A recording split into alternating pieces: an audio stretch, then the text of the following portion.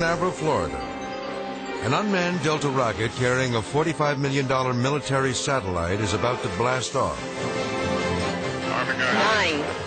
8, 7, 6, 5, 4, 3, 2, 1.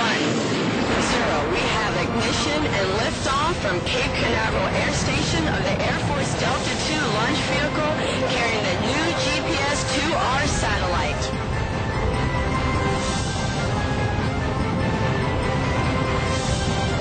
Then, just seconds into the mission,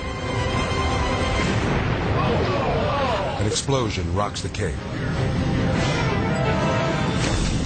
We just had an anomaly of the Delta II launch vehicle from Cape Canaveral Air Station. We need to secure the area.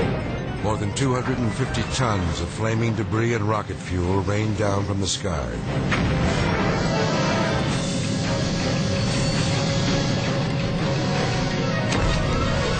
The explosion occurs so close to the ground that the area around the launch pad looks like a war zone. A piece of the rocket lands in the parking lot, creating an enormous crater. More than 24 cars are destroyed by the blast.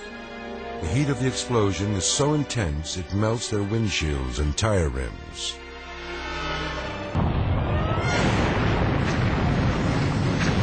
Amazingly, no one is injured. Investigators later determined that a 17-foot-long crack in one of the rocket's boosters was the cause of this devastating accident.